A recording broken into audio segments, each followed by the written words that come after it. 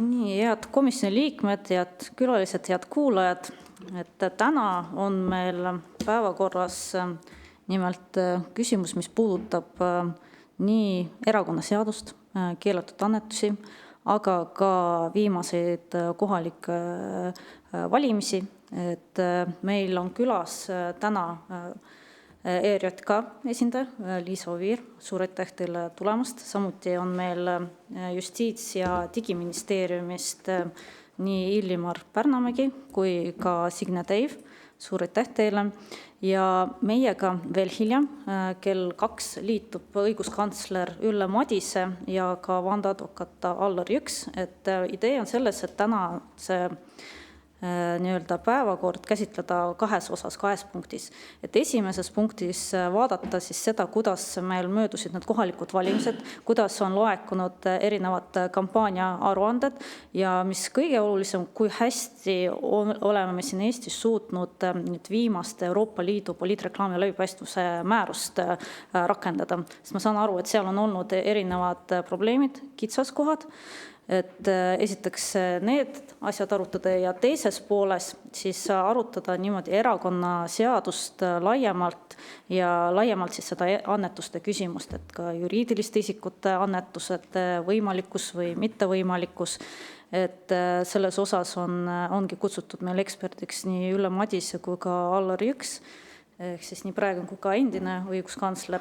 Ja kuna meil tegelikult erakonnaseadus on menetluses, on jäänud kahjuks toppama, siis arvestades neid viimaseid arenguid, erinevaid kaasuseid, mis on ka kohtusse jõudnud, et on nii Salgi kaasus, mille osas on meil halduskohtumenetlus, aga on nüüd ka viimane keelatud annetuste osas, kus siis on kahtlustus esitatud Isamaale. Seoses sellega on jällegi tõstatunud küsimus ikkagi erakonnaseaduse ja nendest erinevatest hallidest aladest. Ja võib-olla ma kohe annaksingi sõna ERJK juhile Liisa Oviirile, et kui saaks anda meile sellise ülevaate, et kuidas siis valimiskampaania möödus, et kui hästi on need aruanded esitatud, kas on olnud probleeme, et mis on praegu näha ja muidugi võib-olla ka esmased seisukohad ka selle Euroopa Liidu määruse osas, et kui hästi või kui halvasti me oleme suutnud neid täita ja kui hästi me oleme suutnud kohaneda. Aitäh! Aitäh! Ma siis alustan möödunud kohaliku omavalitsuse valimiste kampaaniast ja tegelikult sellest osast, mis siis erakondade rahastamise järelevalve komisjoni puudutab. Ehk siis kõik valimistel osalenutel on kohustus esitada komisjonile valimisaruanne. Oluline on siinkohal võib-olla teha vahet seda, et erakonnad esitavad valimiste aruande ainult sellisel juhul, kui erakondade nimekirjas on isikuid, kes on teinud siis, nende nimekirjades on teinud isiklikke kulutusi, siis selles osas esitavad ka erakonnad valimisaruande. Muidu, kui selliseid isikuid ei ole, siis erakonnad valimisaruannet ei esita, vaid nad esitavad selle kvartaalse aruande sees. Nii et selline kõige üldisem ülevaade on see, et erakondadest siis osales 11 erakonda, oma nimekirjaga oli väljas ja nendest on siis 8 aruande esitanud. Ülejäänute osas on siis komisjon seisukohal, et neil puudub see kohustus esitada eraldi aruannet ja nende kulud tulevad siis avalikuks koos esitatava kvartali aruandega, mis on siis 10. jaanuaril. Nüüd valimisliitudest siis valimistel osales kokku 159 valimisliitu. Aruande tänase hommiku seisuga on esitanud 146. Aruanne on esitamata endiselt 13 valimisliidul. Komisjon on meeldetuletuskirju saatnud kõigile neile eelmise nädala seisuga vähemalt 3. Nullkuludega siis aruannet on esitanud valimisliitudest 18. Oluline on aru saada, et see aruande esitamiskohustus on isegi siis, kui reaalseid kulusid ei ole, siis see ongi nullkuludega aruanne, mida kinnitatakse oma siis allkirjaga. Üksikkandidaate osales valimistel 67, aruande on ära esitanud 53, esitamata on 14 üksikisikul, üksikkandidaadil. Nullkuludega arveid siis 67-st oli 42. Et sellised on siis numbrid kokku, erakondade poolt on deklareeritud siis kulusid kokku 552 647 euro ulatuses, valimisliitude poolt 688 034 eurot ja üksikkandidaatidest 3945 eurot. Ehk kokku praeguse või tänase seisuga on deklareeritud valimiskulusid 1 244 626 eurot. Kindlasti tuleb siia juurde oluliselt veel pärast seda, kui on siis erakonnad oma kvartaliaruanded esitanud. Et see ei ole kindlasti praegu lõplik sisend.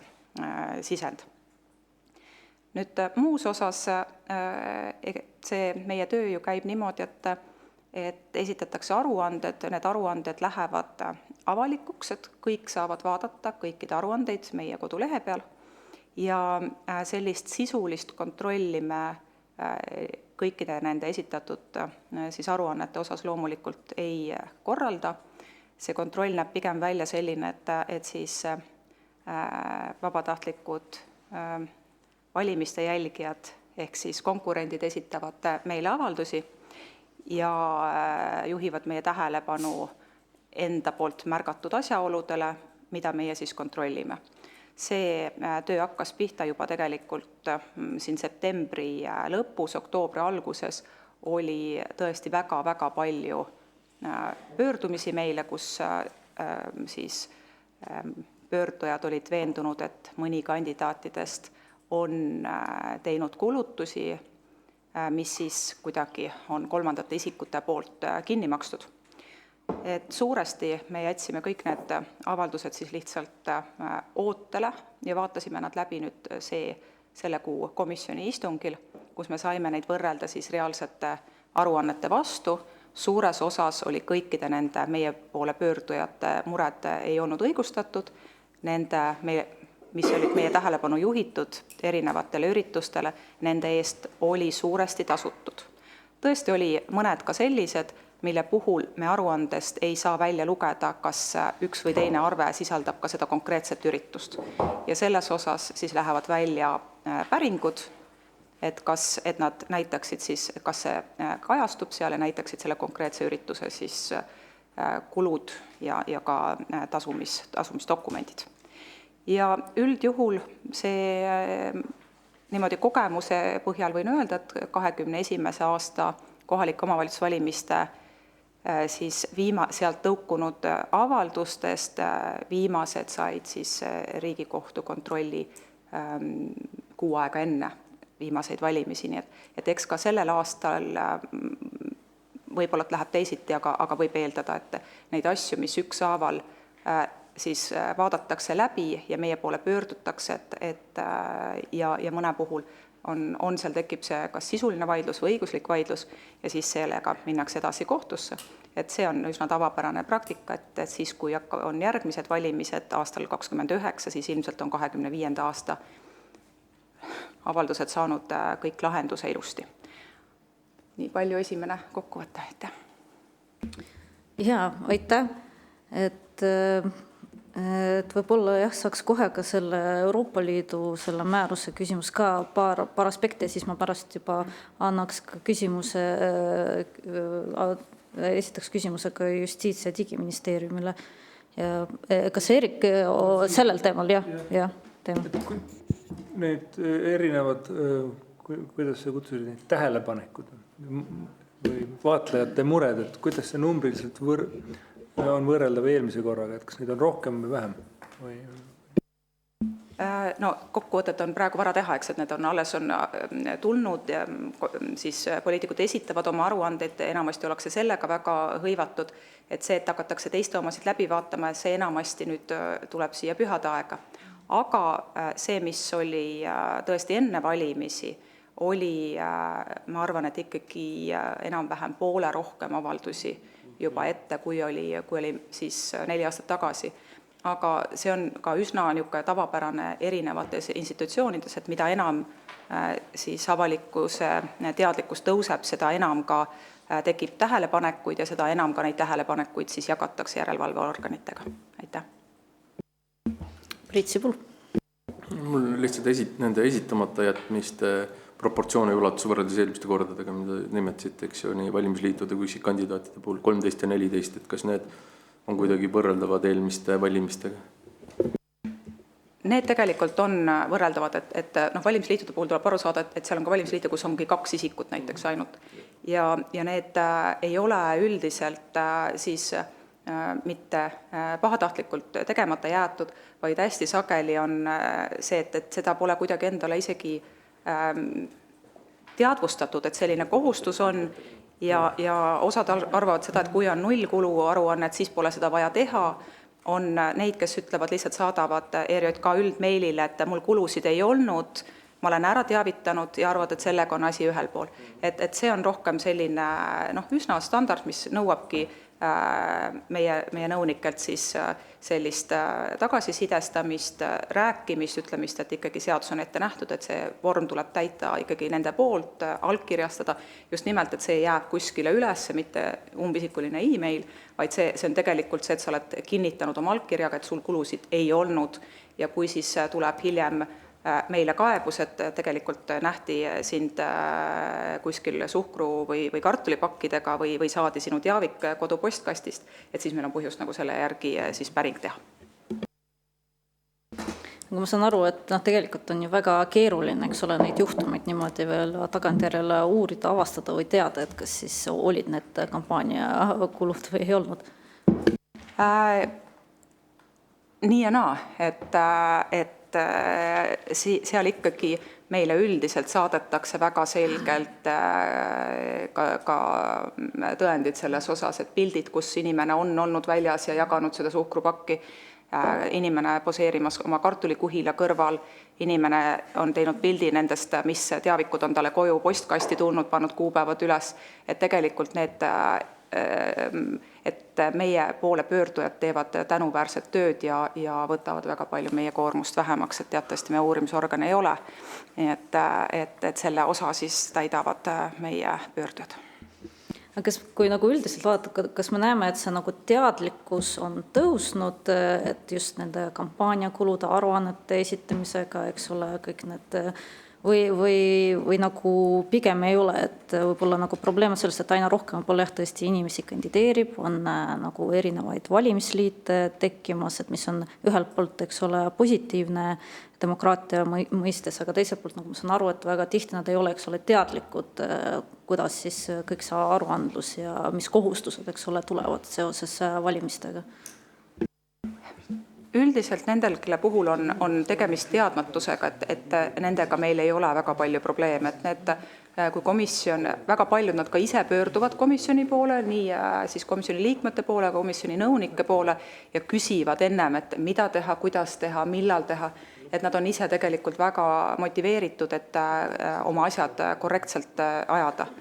Et pigem ikkagi need, kes siin ka eelmine kord olid, siis jäid pikemaks meie fookusesse, need olid ikkagi need, kes olid kandideerinud juba kordi ja ka erinevate kanalite kaudu ja tegelikult seal pigem poldud ka võib-olla harjutud sellega, et keegi saadab teavituse sinu kartulikuhjast, et pigem see on see, et siiamaani on läinud niimoodi, et küll läheb edasi ka, aga kuna inimeste teadlikkus ikkagi on oluliselt tõusnud, siis nende tähelepanu ja nõudlikkus poliitikute osas on oluliselt suurenenud ja sellest ka ilmselt on pigem see põhjus, miks pärast on see töö maht ka suurenenud. Ja, et tegelikult ongi, et muidu on ka tunnetus, et see teadlikkus peaks olema suurem, aga selle najalt on näha, et siis on võib-olla teatud kandidaadid, kes võib-olla meelega või teadlikult tegelikult, eks ole, ei esita õiget informatsiooni, et teades väga hästi tegelikult, et et mis need kohustused on, aga jah, selles osas, et see, et on selline täiendav järelevalve tekkinud, on igal juhul tervitatav. Aga võib-olla siis ka nüüd sellest Euroopa Liidu, eks ole, läbipaistvuse määrusest, mis siis rakendus täpselt meil valimiste ajal esmakordselt, et meil oli sel teemal ka komisjoni istung, kus samuti ERJK oli esindatud ja siis oli ka Justiitsministeerium, olid ka meediamajad, et siis oli nii-öelda päris suur hirm paljudel, et kuidas meil see rakendub, et võib-olla nüüd te saate nüüd tagantjärele öelda, et kuidas siis rakendamine paistis välja? Seda jah, et ma ei tunne, et see oleks nüüd see koht, kus ERJK saaks omada mingisugust seisukohta, kuivõrd ERJK-l ei ole siin ühtegi pädevust, kuna see seadus ei ole ka vastu võetud, siis tegelikult rakendusasutust ei ole selle üle, siis peaks järelevalvet, kuni rakendusasutust pole määratud seadusega ilmselt pakkuma siis korsi järgi Politsei- ja Piirivalveamet, et kui nad seda tegid, siis võib-olla neil on teisi tähelepanekuid, aga kindlasti seal oli probleemikohti, et ma usun, et ma ei olnud ainus, kes neid QR-koode lahti klõpsas ja seal muidugi oli neid asju kirjas, mis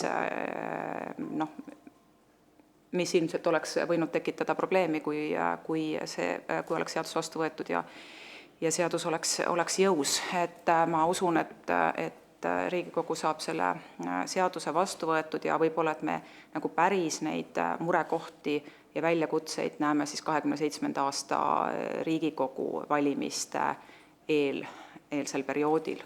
Aga jah, et praeguse seisuga siis Erakondade Rahastamise Järelevalve Komisjonil ei ole seoses nimetatud direktiiviga ühtegi kohustust. Maarja Kadastik, palun. Ja mis tahtsin, kui mainisid, et seal esines asju, mis oleks olnud kindlasti nagu probleemsed, et äkki saab tuua mingisuguseid üldeksimusi välja, mis olid need, millega siis eksiti või ma saan aru, et see nagu ei tekita mingi probleeme, aga lihtsalt, et aru saada, mis on need kohad, kus kuna QR-kood juba tehti, siis järelikult nagu üritati teha selle direktiivi järgselt ja kui see ei olnud kooskõlas, et mis olid need tüüpilised eksimuskohad või midagi sükest?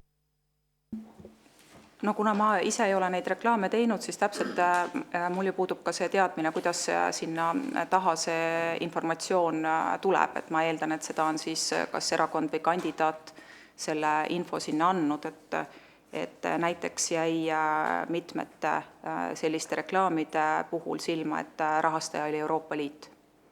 Et ma ütleksin, et see on võib-olla pehmelt öeldes problemaatiline. Aga jällegi, et see peaks kõigepealt saama ikkagi kuskil siis, kes see siis on, kes sinna sisse peaks vaatama ja tuvastama, mis on ja miks on.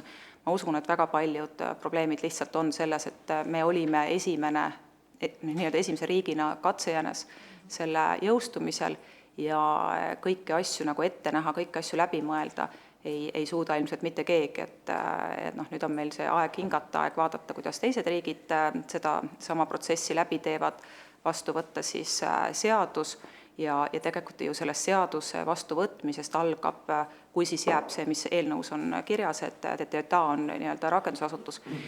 Et sellisel juhul see kindlasti vajab ka sellist aega, mis TTJA hakkab endale oma sellist pädevust ja kompetentsi välja alles arendama, et ka need asjad ei teki üleöö ja teine asi, mis kindlasti vajab, on see, et avalikkuse teadlikkus sellest siis seadusest ja TTJA pädevusest ja siis hakkavad neile ka tulema avaldused ja pöördumised ja kokkuvõttes ilmselt siis saavutatakse see eesmärk, et meie poliitreklaam muutub läbipaistvamaks. Aga praegu ei ole sellest, on keeruline rääkida, et otsekohalduva määrusena ta jõustus, aga rakendusaktid praeguseks hetkeks puuduvad.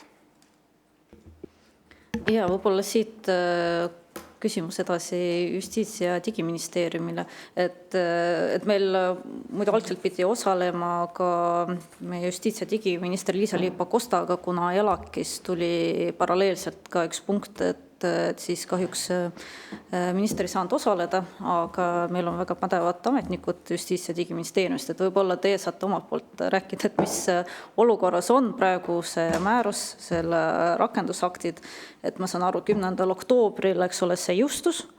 Ja kuidas siis, et ma saan aru, et tegelikult Euroopa Komisjoniga too hetk räägiti läbi ja ma tean, et Justiits- ja Digiministeerium andis ka meediamajadele teada, et sellist võib-olla laustrahvimist koheselt ei tule, et pigem natukene paindlikumalt suhtutakse.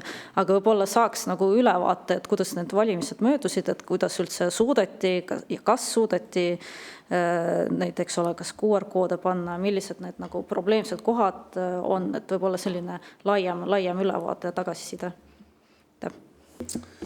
Jaa, aitäh, et Justiits- ja Digiministeerium on tõesti olnud selle seaduseelnõu ettevalmistav ministeerium, mis siis võimaldab seda Euroopa Liidu otsekohalduvat määrust rakendada. Et sellest tulenevalt võib-olla meie vaade ongi selline nagu üldisem ja võiks öelda, et üldises plaanis tegelikult selle määruse rakendamine õnnestus. Sest tegelikult selle ju selline laiem mõte on siis esimest korda Euroopa Liidu tasandil asuda siis määratlema poliitreklaami ühe reklaami sellise eriliigina, et senimaani on seda pole tehtud ei ole, et meil on küll siin tubakareklaam ja alkoholireklaam, ja ravimireklaam ja nii edasi, millel siis on teatud erireeglid. Et edaspidis Euroopa Liit näeb ka siseturul poliitiliste reklaami ühe sellise reklaami eriliigina ja võib-olla siis veel kord, et täpsustuseks, et see Euroopa Liidu määrus ju poliitilise reklaami rahastamist kui sellist ju ei reguleeri, vaid ta tegelikult soovib üksnes, et kui nüüd tarbija, kes selle reklaamiga kokku puutub, et ta saaks aru, et tegemist on poliitilise reklaamiga. Ja sellepärast tuli siis ka nüüd kohalikel valimistel mingi aja jooksul need poliitilised reklaamid märgistada. Ja nii palju, kui meieni infot jõudis, siis kõik püüdsid seda teha, et seoses ettevalmistamise käigus me ise omalt poolt ministeeriumina andsime endast parima, et avalikkust teavitada. Ja ma olen kursis, et tegelikult Tarbijakaitse ja Tehnilise Järelevalve Amet, kes küll formaalselt ei ole veel pädevust oma vastutus, ka tegi juba pingutusi ja korraldas selleks spetsiaalse teabepäeva, et reklaami siis pakkujaid kurssi viia selle määrusega. Nii et kõik proovisid vähemalt sellega end kooskõlla viia, kindlasti selle määruse rakendamine jõudis nagu reklaamituru teenusosutajate teadvusesse. Et jah, et see mehhanism on üldiselt jah niimoodi, et tuleks reklaami märgistada sellise üldise märgisega, mis viitab siis sellele põhjalikumale infole, mis on leitav siis mingisugusest veebilehest, et võib-olla see põhjalikum info on selline, mis otsekohaldusmääruses tuleb, et seal on nagu päris palju punkte, et kas see nüüd kõik niimoodi rida-realt vastas sellele määrusele, et seda me ei oska nagu öelda, aga vähemalt seda prooviti teha. Ja vähemalt Justiits- ja Digiministeeriumine ei jõudnud ka mingeid selliseid suuri rikkumiste juhtumeid, vähemalt meie ei tea, et oleks aset leidnud. Priit Sibul. Aitäh, see oli huvitav seisukoht, et rakendus hästi või õnnestusid need asjad. Mul on küsimus, et kas või kes Euroopast sellele metale asjad selgeks tegi või kas täna neil on parem arusaamine, teadmine sellest määrusest, kui neil oli 10. valimiskampaanial, kui nad otsustasid oma teenuse lihtsalt kinni keerata. Et kas või kes Euroopast nii-öelda nüüd, et mis seal metal järgmine kord toimub või ma ei teagi, millisel riigil järgmised valimised on, et kas siis keeratakse ka see teenus kinni, mis puudutab, eks ju, neile siis raha maksmist ja raha eest seda reklaami näitamist, et nii võikski ju rakendada, et kui kampaaniat enam ei tee, siis võikski öelda, et kõik läks hästi, et keegi midagi ei teinud, aga me ei ole kindel, et see nagu mõistlik oli, et tegelikult on ju see, et meil jäi ikkagi poole peale, me taotlesime erandit ja me ei saa rääkida, et me oleks selle möödunud kampaania teinud selle määruse alusel, eks ju. Meil pole rakendusalustki nii, nagu Liisa õigesti ütles, et meil kellele me seda jama ajame, eks, et tegelikult Eesti need kohalikud viimased valimised ei toimunud selle määruse järgi selles kontekstis, eks ju. .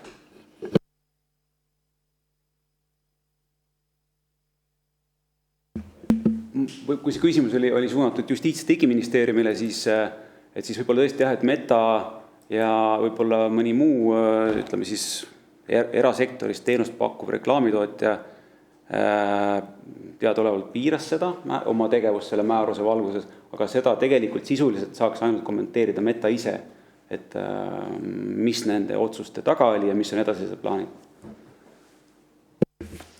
Jaa, aitäh, et kui nüüd vaadata, eks ole, seda otsekohalduvat määrust ja võrrelda seda nagu erakonnaseadusega, et kas me võime siin näha, et siin on tekkimas tegelikult konflikt, et meie erakonnaseadusega, sest kui me loeme seda, eks ole, määrust, siis on siin välja toodud erinevates artiklites, näiteks artikkel 57, et kui välja tuua, eks ole, kasutatud rahaliste vahendite allikat puudutav teave, siis, eks ole, see teave, need andmed peavad sisaldama, et kas see on pärit avalikust sektorist raha, erasektorist või siis on näiteks välja toodud, et kas see raha on pärit, kas see tellija on füüsiline isik või on juriidiline isik, kes maksab poliitreklaami eest tasu, aga nagu meie teame, et meie kehtiv erakonnaseadus ei luba juriidiliste isikute annetusi, et nüüd, kui me räägime, et samal ajal, eks ole, see on otsekohalduv määrus, mis on nagu,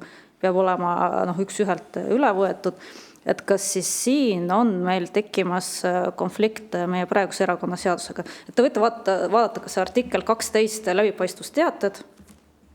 Siin on need näiteks punkt 1b.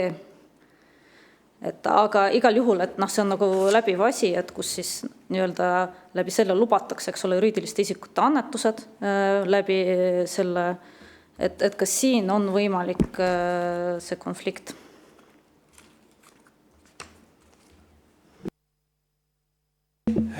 Jah, et võib-olla veel kord, et seesamane poliitreklaami määruse artikkel 12, et ta asetabki siis reklaami avaldajatele kohustuse oma läbipaistvusteadetest teatud informatsiooni avalikuks tegemise kohustuse. Ja ta ei reguleeri tegelikult seda küsimust, et kas nüüd juriidilise isiku annetus on keelatud või lubatud, et see punkt 1, lõige 1 punkt B tegelikult ju ütlebki seda, et juhul kui tegemist on juriidilise isiku annetusega, siis tuleb see ka selles teates avalikuks teha ja liikmesriik, kui on selle ära keelanud ja selles liikmesriigis ei toimugi juriidilise isiku annetusi sellisel kujul, siis tuleb seda lihtsalt vastavalt kohaldada seda normi. Et siis avaldatakse ainult füüsilist isikut annetused. Riina Sikkut, palun. Mul täpsustav küsimus, et kas võib tõlgendada seda ju ka nii, kui on öeldud, et reklaami tellija juriidiline isik, see võib olla ju erakond, kes reklaami tellib ja seda reklaami rahastatakse annetustest, liikmemaksudest ja füüsiliste isikute, ma ei tea, suuremahulistest annetustest, juriidiliste isikute annetustest. Juriidiline isiku erakond seda reklaami eest maksta ei saa, sest Eesti seadus seda ei luba, aga et siin see juriidiline isik tähendab ikkagi reklaami tellijat kui sellist poliitilise reklaami tellijat. Kas võib niimoodi ka tõlgendada?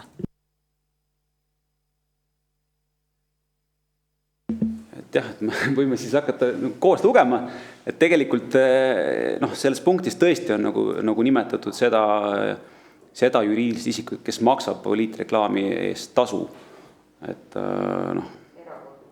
jah, et ma saan aru, et mõte oli siin komisjoni esimehel, et kui nüüd seda peaks nagu laiemalt kuidagi nagu sisustama ja seda tõlgendama, et juhul kui sinna alla mahuks ka annetaja, et siis kas see kuidagi satuks vastuolu erakonnaseadusega, et ma arvan, et ta ei satu vastuolu.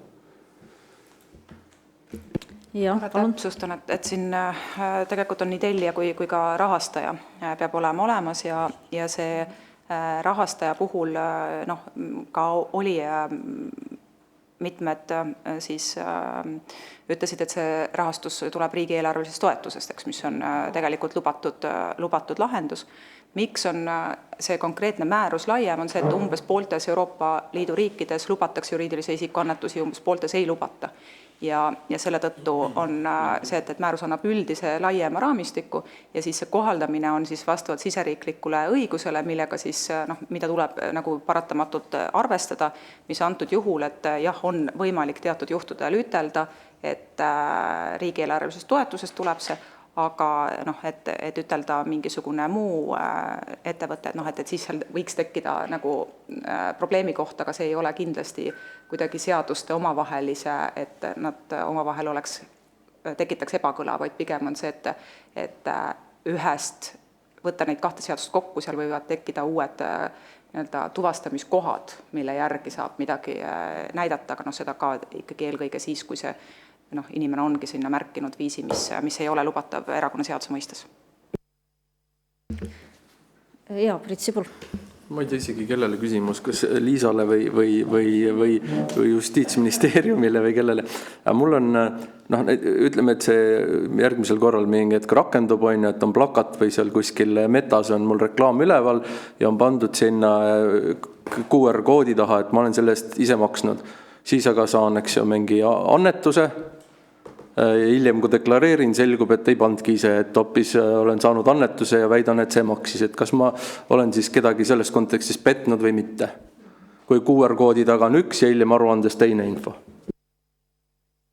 Võin laiendada, et mul endal sama küsimus, ka erakonnal on ju sama mure, et erakonna eelarves eurol ei ole silti küljes, et see on Priidu kampaania, see on Riina kampaania, see on kolmanda isiku kampaania, aga et nüüd tuleks just kui eelarveline toetus ja liikmemaksud ja annetused, kampaania käigus tuleb selline lisaaruandluskiht, et millistest allikatest, kelle kampaaniat ja milliseid plakateid me oleme rahastanud. Ei, ma arvan, see on tehniliselt lahendatav, aga erakonnad peavad selle läbi mõtlema, et siis lõpuks ei selguks, et 500 000 riigieelarve toetuse eest on 1 000 000 eurot reklaami tellitud. Jah, täpselt see oligi, jah, sa tõid üksikisiku näite, ma laiendasin erakonnale. Vot selle jaoks ilmselt kõik rakendusasutused ootavad, et Riigikogu võtaks vastu rakendusakti, mille järgi siis selgub, mis see detailsusaste on ja kuidas seda teha ja kus see, et ega erakonna määras seda ei kirjelda, jah, et see on selle maja ja seadusandjate vastutus. Kas Justiits- ja Digiministeerium saaks ka kommenteerida, et kuna te tegelete eelnõuga? Jaa, et ütleme siis meie sellise parima arusaamise kohaselt, et selle poliitreklaami määruse eesmärk on enne kõike tagada see, et need reklaamid oleks nagu läbipaistvalt märgistatud ja seda märgistust ka siis järelevalveorgan kontrollib, et see kõik oleks siis vastavalt sellele määrusele olemas. Nüüd, kui tekib küsimus, et ühesõnaga selle nagu informatsiooni nagu tõele vastavust ei pea nagu selle määruse kohaselt järelevalveasutus ise minema oma tahtsi järele uurima. Et oluline on see, et oleks nagu märgistatud. Aga samas, et loomulikult, kui tekib kuskil nagu kahtlus reklaami käigus, et ja siis võib ka järelevalveasutus sellele tähelepanu pöörata, et üks või teine informatsiooni rida, et mis on seal võib-olla valesti märgitud, et see saaks nagu ära parandatud.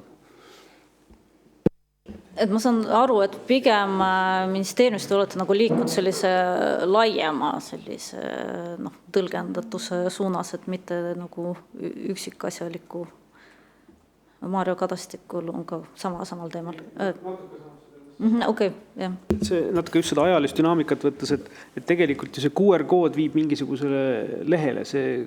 Kas see taust peab olema fikseeritud või on see ajas muutuv? Ehk siis sel hetkel, kui see kampaania teed, kirjutad sa sinna, et see on, ma ei tea, erakonna rahastusest ja siis keegi vahepeal teeb mingi annetuse, siis sa muudad seal taustal ära, et erakonna rahastusest ja annetustest. Ja siis tekib küsimus, et kuidas sa seda nüüd järelevalvet teostad, kui mingil ajahetkel seal QR-koodi taga oli üks info, teisel ajahetkel teine info, kolmandal ajahetkel kolmas info, et kuidas see hakkab kajastuma siis kooskõlas, et ta igal ajahetkel näiteks vastab tolle hetke täpsele reaalsusele.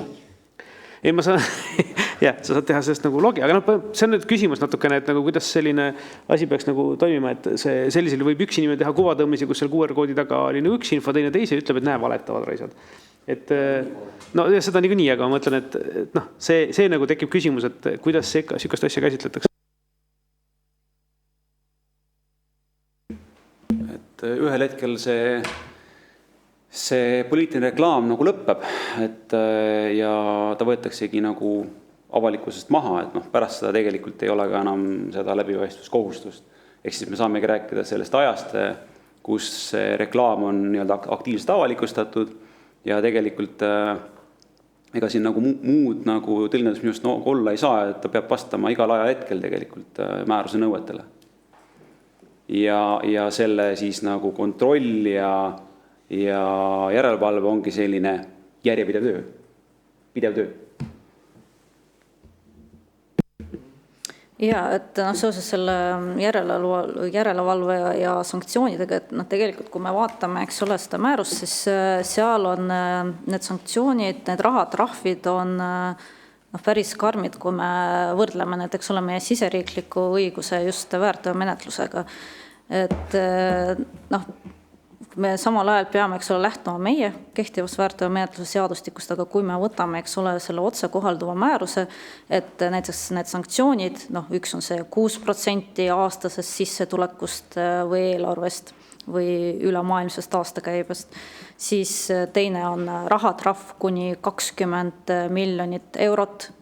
Et kui me nagu räägime nendest nagu trahvidest, et siis tegemist on tegelikult nii suure riivega, millel on tegelikult kriminaalkaristusega määrav iseloom, et see on nagu, me saame rääkida nagu kriminaalkaristus, mitte väärteomenetlusest, aga samal ajal, et puuduvad ju isikutel või erakondadel või siis nendel meediamajadel ju kriminaalmenetluses ette nähtavad meetmed oma õiguste kaitseks. Ehk siis mida ma tahan öelda, et me siis paneme ühelt poolt, eks ole, me rakenduvad väga karmid, eks ole, need sanktsioonid, olgu need, kas siis need reklaamiandjad, meediamajad või kes iganes, aga ja mis tegelikult lähevad väljaspoole meie väärteomenetluse nagu proportsioone ja võib-olla aluspõhimõtted, et aga 6% aastasest sissetulekust või eelarvest või ülemaailmsest aastakäibest.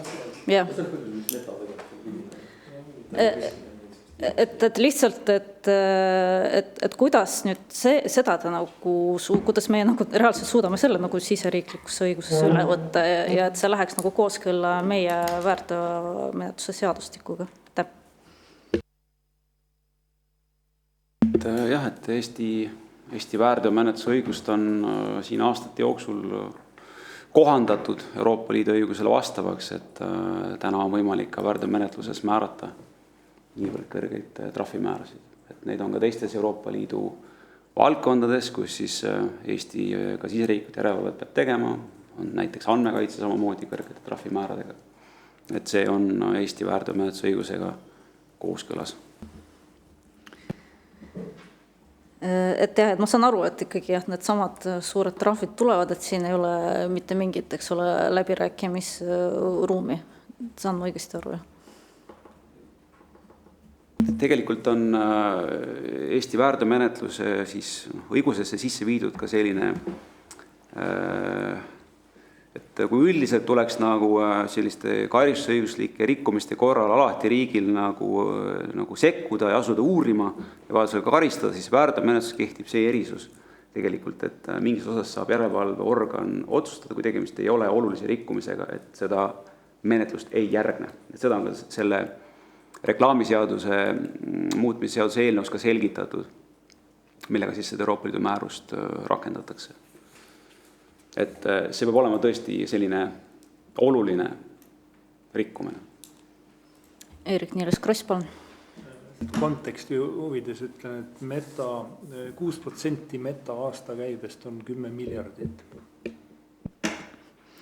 Ja, ma arvan, et see oli ka põhjus, miks meta, ma saan aru, see ei olnud ainult meta, et ka Google, et kelle alla läheb YouTube ja ma ei mäleta, kas TikTok ka, aga põhimõtteliselt kõik need suuremad sotsiaalmeediaplatvormid nagu poliitreklaami, noh, sellega ei tegelenud meie valimiste nagu ajal. Palun. Lihtsalt mulle tundus, et repliigi korras, et tuletada meelde, et miks see määrus üldse alguse sai, et see sai ju alguse Euroopa Liidu erinevates riikides toimunud sündmuste tõttu, kus siis mõned muud riigid üritasid läbi poliitilise reklaami tuua teistsugust tulemust valimistele. Ehk siis see on oluline pidada silmas seda, mis on selle määruse eesmärk, ja sealt on ka muutuvad mõistetavaks need sanktsioonide ülemmäärad. Et see, kui nüüd keegi unustab panna siia mingisuguse õigesse kohta linnukese, siis see kindlasti ei saa olla sellise karistusega, et seda peab iga menetleja alati kaaluma, et mis sellisel puhul on, et ka selline proportsionaalselt ebamõistlik karistusmäär juba oleks üsna kergesti ka ümber lükatav läbi kohtukontrolli, eks. Et see, need on need absoluutsed maksimumid sellisel puhul, kui riik on tuvastanud väga tõsise ja mõjusa rikkumise. Ja aitäh. Ma korra küsin selle järelevalveorgani kohta, et siin korra kõlas, et nagu politsei peaks tegelema. Ma mäletan, et oli eraldi pidi olema nagu tarbija järelevalvekomisjon, kes on siis järelevalveorgan, et kellele siis, kes siis hakkab nagu tegelikult ja peab hakkama jälgima kõiki neid poliitreklaame. Jah, et tegemist on siis reklaamiga, mida siis Eestis reguleerib reklaamiseadus ja reklaamiseaduse üle teeb täna juba riiklikku järelevalvet Tehnilise Järelevalve Amet ja Tarbijakaitseamet, et neil on see menetluspädevus ja kompetents olemas ja sellepärast ka siis seda määrust rakendava eelnõuga ette nähtud vastav pädevus neile. Lihtsalt senimaani, kuni pole seda seadust vastu võetud ja seda eripädevust antud, siis kohaldub korrakaitseseaduse üldreegel, et senimaani, kuni pole erikorrakaitseorganid, teeb seda üldkorrakaitseorganina politsei. Ja, aitäh. Aga meil on nüüd saabunud külalised, õiguskantsler Ülle Madise, nii vandeadvokaat ja endine õiguskantsler Allar Jõks, et palun istuge laua taha, et kui ükskõik kuhu.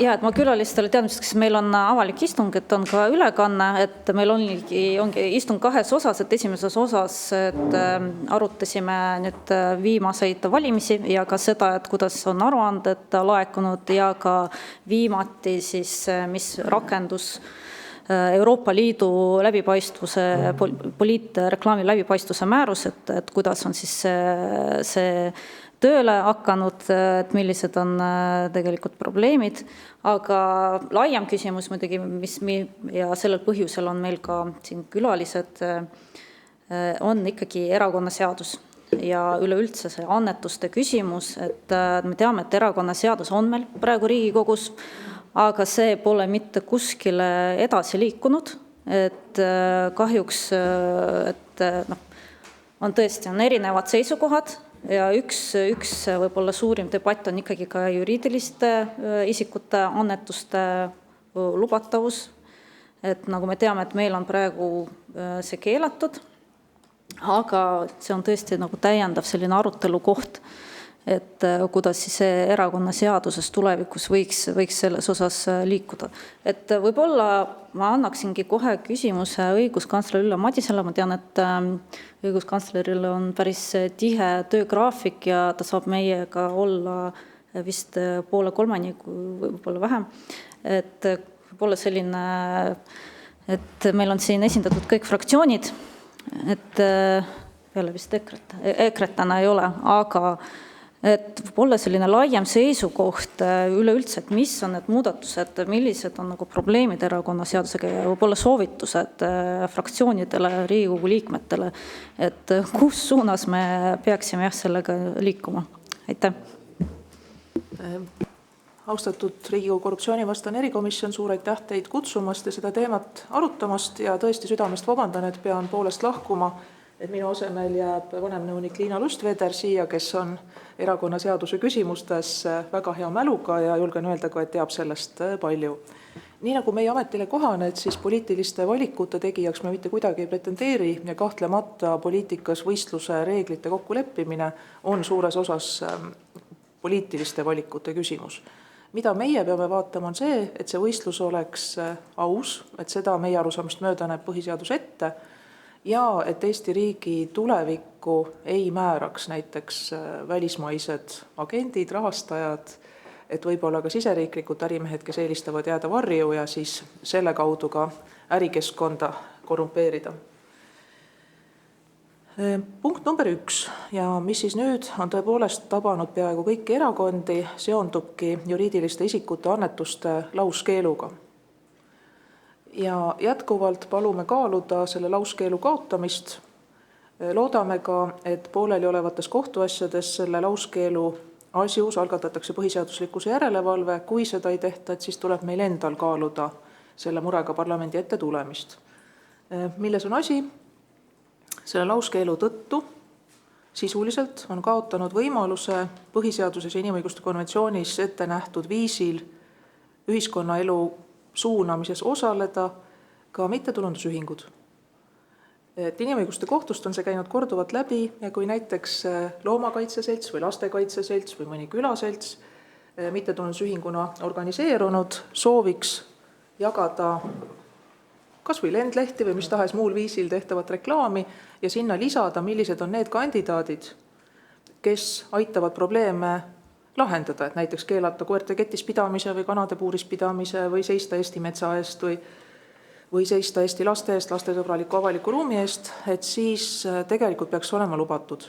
Aga praegu kipub olema nii, et see tõenäoliselt loetakse juriidilise isiku annetuseks ja siis sõltub vaid summast ja kohtuvälise menetleja otsusest, et kas hakatakse seda lahendama väärteona või kuriteona, aga veelgi laiemalt see võib anda ühiskonnale väga halva sõnumi. Ja nimelt, et hoia sa poliitikast ja poliitikutest eemale, et muidu lähed kinni. Ja see ilmselt ei ole see sõnum, mida peaks tahtma anda, sellepärast, et iga täisealine teovõimeline kodanik võiks just nimelt kaaluda ühena oma eluvalikutest kas või mingiks ajaks seda, et ta võtab kas linna või valla tasemel või kui valija nii otsustab, siis lausa Riigikogu tasemel vastutuse nende otsuste eest. Ja kui maast madalast õpetatakse, et kui sa oled mittetulundusühinguna organiseerunud ja sa tahad oma hääle valimiskampaanias kuuldavaks teha, et siis sa saad sellest karistada, et siis see tulemus ei pruugigi sugugi positiivne olla, et ta tegelikult määrib kõiki.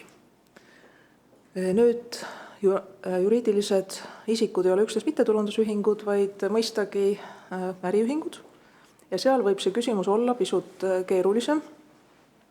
Meie ei kurvastaks, kui see lauskeeld ka seal kaotataks, aga taustal peaks siis ikkagi olema mõlemal juhul võimalus saada ka selle juriidilise isiku enda rahastajatele vajadusel jälile, mis ei tähenda, et peaks olema siis sealne käive avalik, aga näiteks, et ERJK saab selle materjali välja küsida ja hinnata, et millega tegemist on.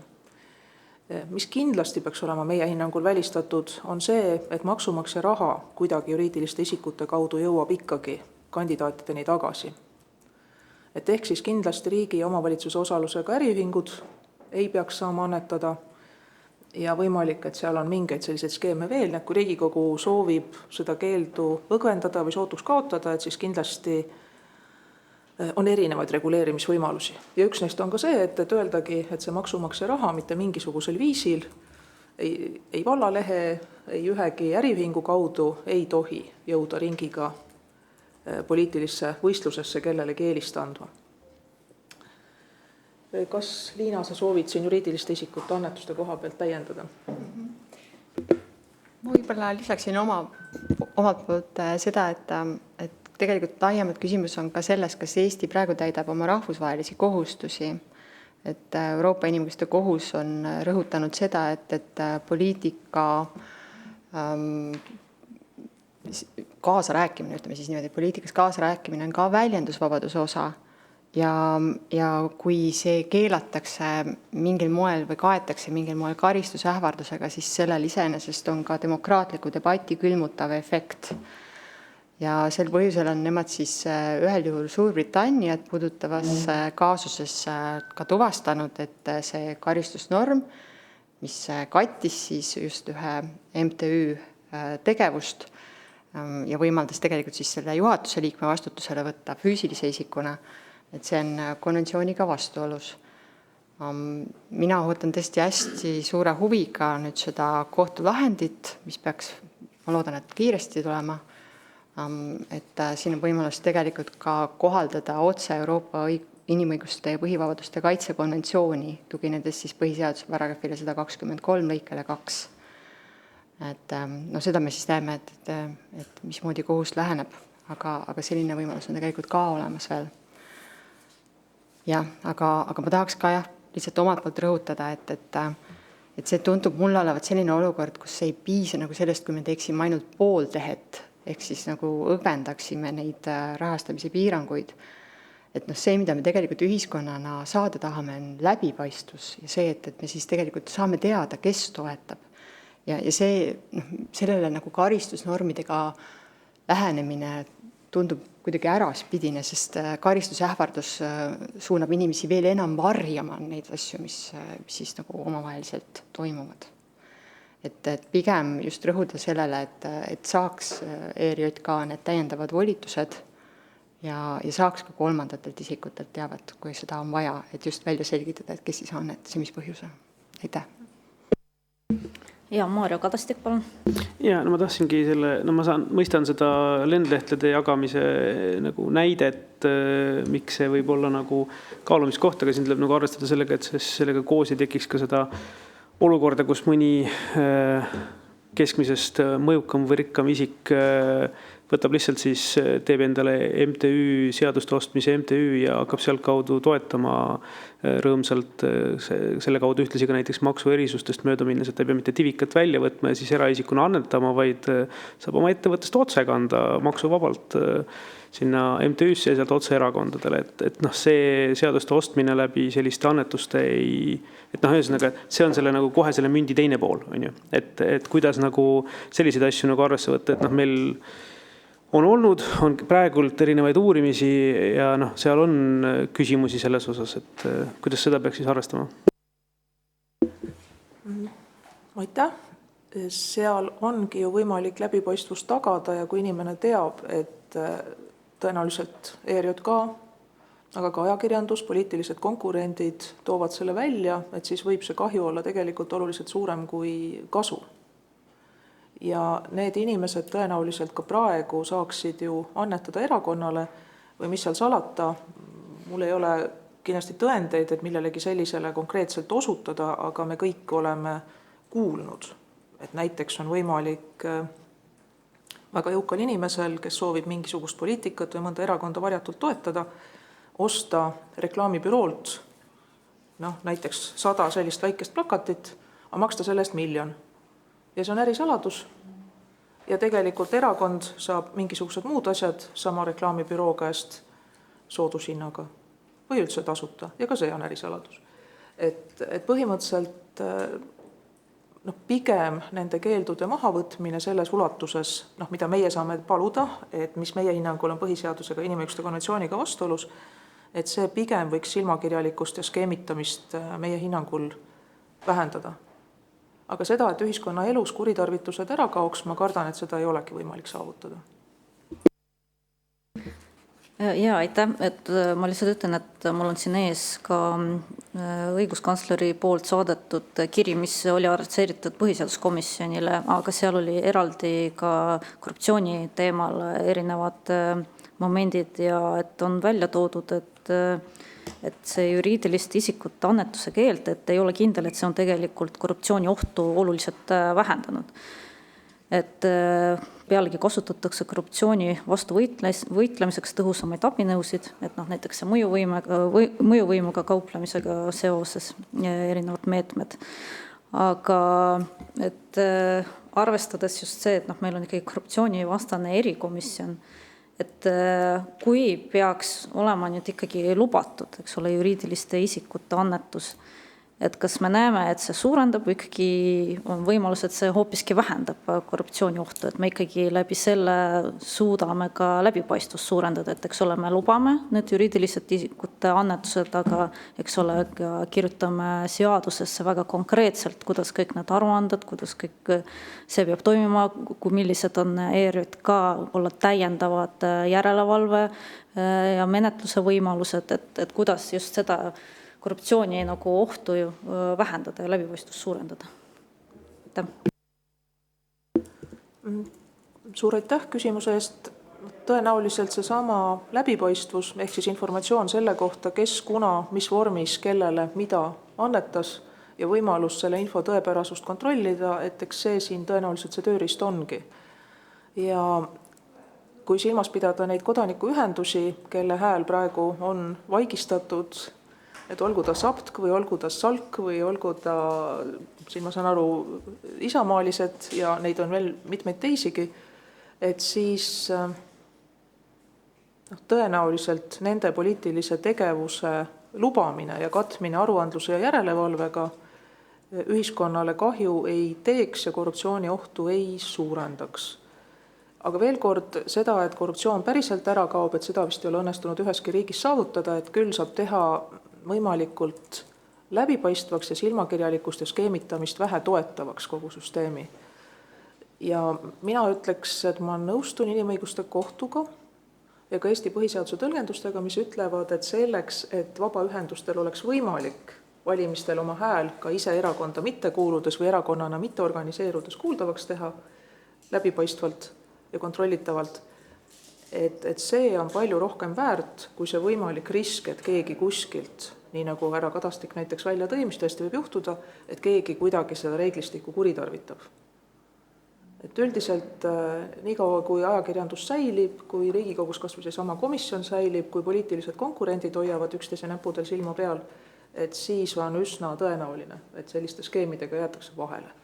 Ja nüüd seda, et milliseid lisavõimalusi on tarvis ERJK-l, et näiteks poliitilise kampaania väljundit mõõta, ka näiteks sotsiaalmeedias, meedias, avalikus ruumis on see tõenäoliselt lihtsam, et siis seda oskab öelda ERJK kõige paremini. Ja et me tegelikult enne seda veel oli laiem arutelu ka selle läbipaistvuse, see poliitilise reklaami läbipaistvuse otsekohalduv määrus, mis tegelikult ka, eks ole, nõuab kõiki need rahastusi, ükskõik mis reklaami puhul paneme need QR-koodid üles, kõik asjad oleks näha, et kes, kuidas, millal on rahastanud, et tegelikult ka Euroopa Liidust on tulnud need täiendavad, eks ole, meetmed ja järelevalvemehhanismid, me just arutasime, et seal on ka väga suured sanktsioonid ja trahvid määratud ette. Ja nagu ma saan aru, et praegu on ju selle juriidiliste isikute puhul on ju ka see tekkinud, et kui näiteks, kui me räägime, eks ole, ka nendest kodanikuühendustest, erinevatest MTÜ-dest, et põhimõtteliselt, kui keegi, eks ole, ma ei tea, pakub mingit teenust või siis ta peab tegelikult täpselt sama hinnaga, eks ole, pakkuma seda, eks ole, ka teistele erakondadele. Et sama standard, aga samas siin on küsimus, et ongi näiteks MTÜ, kes soovib jagada lendlehti, kas siis ongi metsade säilitamiseks, et see ju tähendab, et selle loogika järgi ta peab tegema sama ettepaneku ka kõigile teistele erakondadele. Et muidu tekibki, eks ole, jällegi see vastuolu seadusega, et kas ma saan õigesti aru, et see on ka see probleemne koht praeguses seadusandluses. Jah, kindlasti saab seda nii ka vaadata ja võib-olla üks näide, mis ka meie laual oli ja seekord vähem avaliku tähelepanu pälvis, oli siis küsimus sellest, kas näiteks turgude väravates, turgudel, kaubanduskeskuste ees on õigus teha poliitilist reklaami või mitte. Ja usun, et tohin seda öelda, et meile pöördusid kaupmehed, et nad on ja erinevad, mitte ainult üks, sest sellega seoses on pahandusi olnud. Ja neile me pidimegi vastama, et te peate oma kodukorras selle küsimuse reguleerima. Siis me päris tõsiselt vaidlesime, et kas tegemist on poolavaliku kohaga, avaliku kohaga. Aga siis mõtlesime, et inimesel on tegelikult sellel ettevõttel täiesti legitiimne õigus, et ta ei soovi oma kaubamärki. Näiteks Balti jaama turg või Selver või mis kellelgi on. Et ta ei soovi näiteks, et selle kõrval on mõne Eesti iseseisvust vastustava erakonna plakatid. Et ma siin avalikul istungil ei hakka nimesid nimetama, aga kahjuks on. Ja see on täiesti arusaadav, et näiteks ettevõtja asub seisukohale, et see kahjustab tema mainet, sellepärast et igal pool levivad pildid, kus keegi kiidab sõjakurjategija tegusid ja siis on meil tema logo. Ja vaat seal nüüd küll oleks avaldunud see loogika, et kui näiteks lihtsalt oletame, et üks suur ja käidavas kohas asuv kaubanduskeskus lubab teatud erakondadele, näiteks praegu Riigikogus olevatele erakondadele lubab pinda ja siis ütleb, et aga Riigikogu välistele ei anna. Et siis käsitletakse seda jälle keelatud annetusena, sellepärast et kellelegi on tehtud soodustus.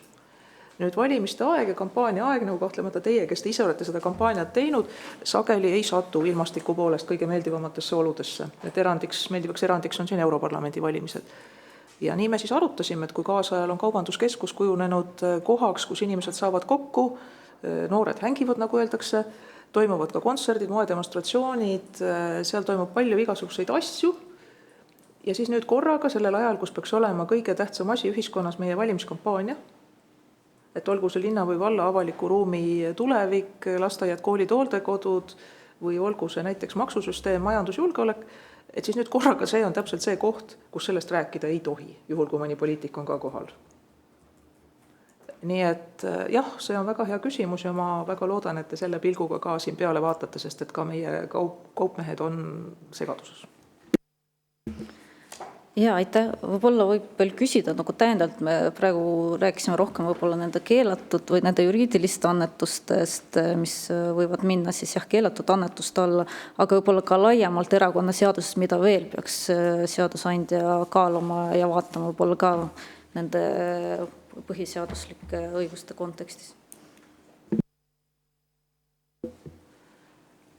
Hetkel piiraks siin selle komisjoni formaadis ehk just selle ettepaneku või mõttega, millest me siin kõnelesime, sest et see on meie hinnangul otseselt seotud inimõiguste konventsiooni ja põhiseadusega.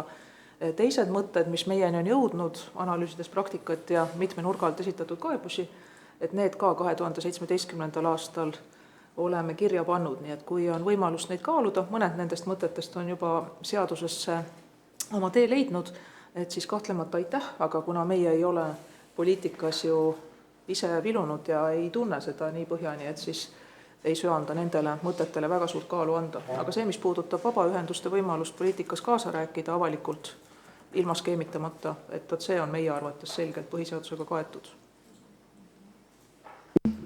Ma ei tea, kas komisjoni liikmetel on äkki õiguskantslerile täiendav küsimus, et siis me saame lihtsalt lasta õiguskantsleril tööülesannete juurde tagasi minna. Et kui küsimusi ei ole, siis suur aitäh. Ja, aga meiega jääb veel...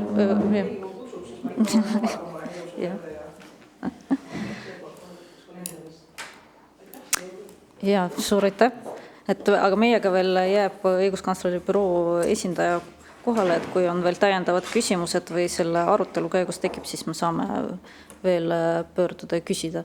Et mul oleks nüüd küsimus endisele õiguskantslerile, praegu vandeadvokaat Allar Jõksile, täpselt samal teemal, see erakonnaseadus. Et praegu ma saan aru, et ma olen mingite juba seisukohtadega tutvunud, et kus te olete välja toonud, et siiani on ikkagi palju halli ala. Et võib-olla ka seda juriidiliste isikute annetuste küsimust, aga võib-olla ka laiemalt, et mis on need probleemsed kohad erakonnaseaduses ja ka võib-olla ka üleüldse laiemalt nende annetuste osas ka. Aitäh, austatud komisjoni liikmed.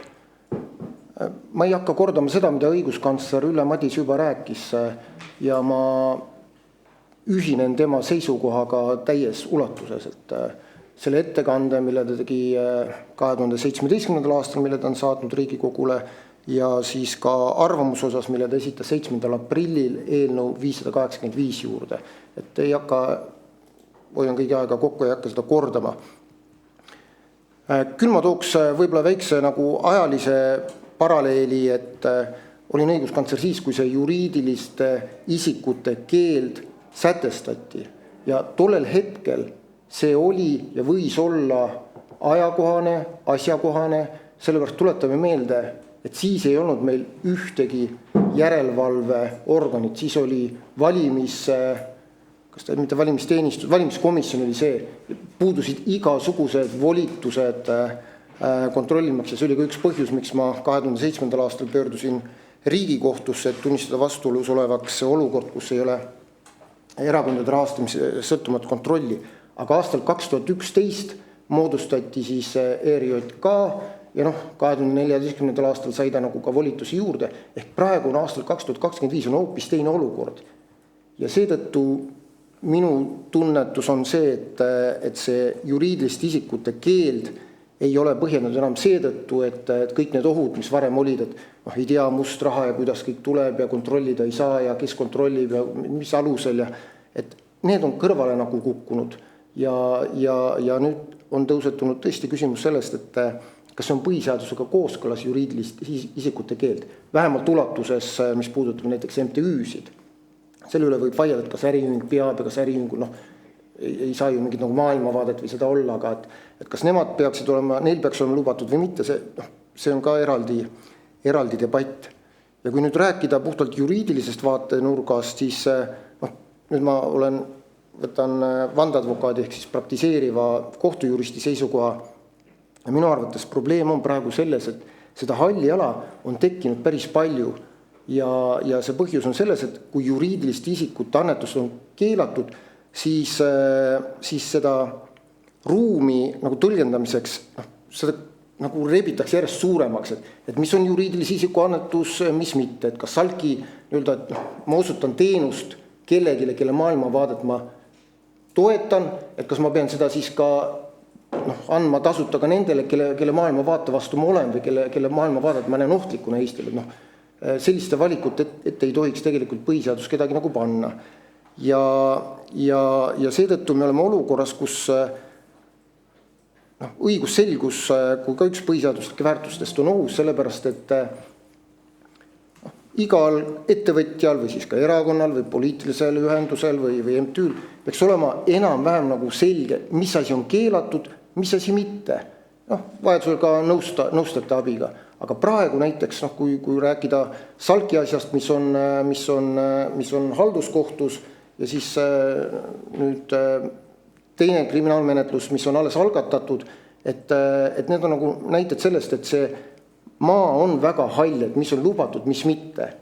Ja alati võib öelda, et las kohtud toimetavad, kohtud on lõpuks kolmas võim ja küll nad õige tulemuse leiavad, aga see tegelikult õigusrahu ja sellist nagu õigusrahu kindlasti ei toeta. Et alati võib oodata, et ootame ära, mida Salki asjas kohus ütleb, kas põhiseaduslikus järelevalve algatatakse, siis läheb asi Riigikohtusse, Riigikohus peab ütlema, kas juriidiliste isikute annetuse keeld on põhiseaduspärane või mitte, aga siis me paneme Riigikohtu tegema mida? Me paneme Riigikohtu tegema tegelikult poliitilisi valikuid, mis teatud juhtudel on paratamatu, aga mitte väga tervitatav, kui me ei taha nagu Riigikohut poliitilistes vaidlustesse väga palju tõmmata. Et seetõttu mina arvan, et selle eelnõuga 585 võiks edasi minna. Ma saan aru, et seal on erinevatel erakondadel, erinevatel põhjustel, erinevad huvid ja seda konsensust on raske leida, aga miks mitte kaasata, teha üks töögrupp ja leida see minimaalne ühisosa. Ja minu arvates see minimaalne ühisosa võiks olla A, juriidiliste isikute keelu tühistamine ja B, ERJK volituste täiendamine. Ehk et ERJK saaks adresseerida neid riske, mis siin ka ära Kadastik tõi välja, mida on teised toonud, et mis siis, kui juhtub selline asi. Kui me anname ERJK-le samal ajal ka volitusi juurde, siis need riskid on tegelikult maandatud. Aitäh. Jaa, palun. Mul on omalt poolt lisada ainult seda, et nõustun kõigega, mis juba räägiti. Aastal 2012 võeti vastu ka uus korruptsioonivastane seadus, milles on sees mõjuvõimuga kauplemise paragrahv, mida on praeguseks ka minu meelest üsna edukalt rakendatud. Et see on nagu ka omakorda veel nagu olukorda muutnud, et siis nagu ma väidan, et meil on nagu paremad meetmed tegeleda päriselt nende olukordadega, kus keegi ise endale kasulikku poliitikat ostab. nüüd palju keerulisem on, mida teha nende olukordadega, kus inimene mitte nagu puhtalt oma kasvust lähtuvalt, vaid lihtsalt tõesti puhtalt iseenda maailmavaate toetuseks ja rikka inimesena hästi palju annetab ja kaude mingis mõttes oma maailmavaatele sobiliku tulemuse ostab. Et see ei lähe praegu kindlasti mõjuvõimu kauplemise alla, aga see on nagu ka mingis mõttes nagu selline väärtuseline küsimus, et kas see on midagi, mida tingimata on üldse vaja adresseerida. Aga kui on vaja adresseerida, siis selle vastu me ei saa kuidagi juriidilise isiku annetuse keelu kaudu, sest füüsilise isikuna annetamise võimalus on tal praegu täiesti lahti. Et see vajab nagu täiesti teistsugust omaette nagu läbimõtlemist või lähenemist. Et kui nagu teie Riigikogu liikmetena tunnete, et see on midagi, mis meie ühiskonnas ei ole vastuvõetav, siis see on midagi, millele võiks võib-olla, ja ma ei taha seda öelda, et õiguskantsler siin pakub välja, aga ma ütlen lihtsalt nagu maailma näinud juristina, et siis kasutatakse tavaliselt mingid selliseid ülempiiri määratusi, et on annetuse piirmäär ja ma arvan, et komisjonil olete teadlikud ka, et Riigikogu menetlusesse on esitatud nagu sellele sisuliselt suunatud eelnõu. Aga ma tõesti ma ei taha võtta nagu seisukohta, kas see on hea või mitte, vaid et kui teie tunnete, et selleks on vajadus olemas, siis selle jaoks tegelikult hoopis teistsugused meetmed. Aitäh. Ja aitäh, et kui võimalik, ma tegelikult sooviksin ERJK kommentaari, et siin on nüüd kõlanud, eks ole, see juriidiliste isikute teema, aga samas ka, kuna teil ikkagi lasub see kohustus, et ikkagi seda järelevalvet teha ja samal ajal, et ikkagi neid meetmeid ei ole praegu piisavalt, võib-olla neid võimalusi ei ole piisavalt, et võib-olla kuidagi laiemalt võib-olla sellel teemal, et kui peaks tõesti Riigikogu liikuma, eks ole, selles suunas, et kas siis need juriidilised isikud või mingi osa näiteks MTÜ-del lubada teha annetusi, et milliseid ohte teie näete või millised te näete, et peaksid olema teil lisavõimalused järelevalveks, lisameetmed? Aitäh. Aitäh. Ma alustaksin siis korraks natukene minnes tagasi ajaloos, et see on natukene kõrval, aga samal ajal väga oluline just nimelt selle diskussiooni huvides, kuna siin praegu kõlas ka läbi hallid alad ja õigusselgus ja siis lähme korraks aastasse 2016, kus Tallinna linnavalitsus tasus toonase meeri palvel mõned reklaamid, mida ERJK toona nägi isikureklaamidena. See jõudis see kaasus samamoodi käia läbi kõik kohtuastmed, sealhulgas siis ka Riigikohtus. Ja Riigikohus ütleb, et järgmiselt. Kolleegium ei nõustu kaebega, et keelatud annetuse koosseis ei vasta õigusselguse põhimõttele. Ta toob ära selle, et mis erakonnaseadus, kuidas see defineerib annetuse. Ja resümeerib, et nendest sätetest nähtub piisava selgusega, et erakonna liige ei tohi juriidiliselt isikult vastu võtta rahalist hinnatavat üve ning selle kohustuse rikkumisega kaasneb ka õiguslik tagajärg. Et tegelikult see ei ole uus teema, et meie annetuse siis õiguslik definitsioon, need piirangud, et kas need on siis piisavalt turuosalistele mõistetavad või siis ei ole. Et see on käinud ikka kohtus teatud aja tagant, üsna alles oli siin Paavo Pettai kaasus samamoodi, nagu neil kombeks on, käivad kõik 3 aastat läbi, sealhulgas Riigikohus, kes saab jälle hinnata seda definitsiooni. Aga minnes veelgi enam minevikku, ma tahaksin tuletada meelde, et siin samas majas, kui erakonnaseaduse eelnõu seletuskirjas, siis 1. aprill 2011 kehtima hakanud erakonnaseaduse eelnõu seletuskirjas on selline selgitus. Annetuse üldpõhimõtteks on saavutada läbipaistvus, välistada huvide konflikt ja salajaste, sulgudes keelatud annetuste tegemine, tagada erakondade sõltumatus annetajatest ja välistada eelarvamused erakondade tegevuse suhtes. Kuna erakond tegeleb demokraatliku poliitilise tahte kujundamisega, peab vastav protsess olema jälgitav ja selle rahastamine läbipaistev. Seetõttu välistatakse võimalus, kus poliitilisi protsesse juhivad varjatult, sulgudes keelatud annetus, huvirühmad, kes kas otsese või kaudse toetamise teel suunavad erakondi oma huvides tegutsema. Eelnõuga sätestatakse üheselt, et keelatud annetus on anonüümne annetus, sulgudes varjatud annetus, juriidilise isiku annetus ning muud liiki annetused ja tegevused, mis on ilmselgelt seotud erakondliku tegevusega, kuid mille rahastamine pole läbipaistev. Riigikogus toimunud arutluse ja muudatuste tulemusena jäi kehtima juriidilise isiku annetuse keeld. See on siis varsti 15 aastat tagasi toimunud, toona taaskord ju saanud alguse ühiskonnas suuremat kõlapinda ja turbulentsi tekitanud sündmustest erakondade rahastamisel ja toona jõudis siis lugupeetud Riigikogu just nimelt sellise lahenduseni. Võib-olla tõesti, et need argumendid on tänaseks hetkeks aegunud.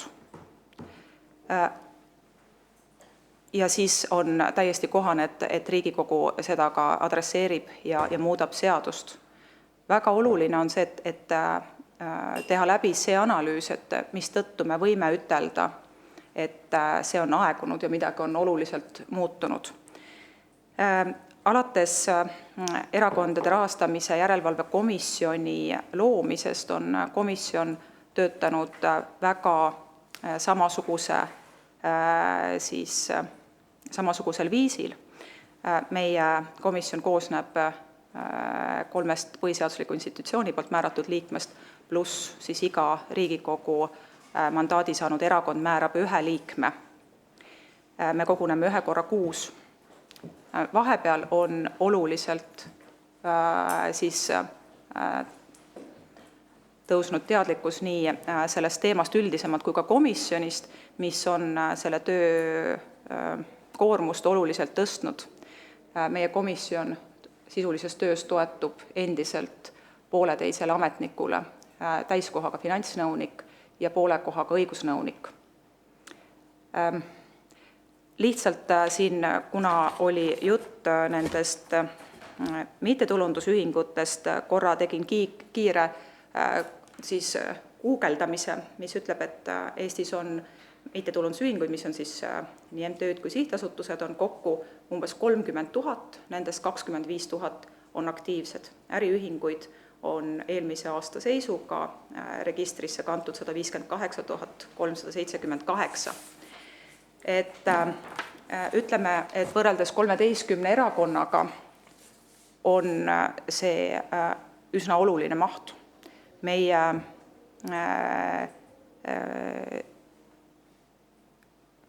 inimtööjõud, sealhulgas nende töötajate rahastus on endiselt samas kohas, kus on ta olnud pikka aega. Ehk siis selleks, et järelevalve saaks päriselt tegutseda, selleks tuleb järelevalvele anda ka päriselt ressursid.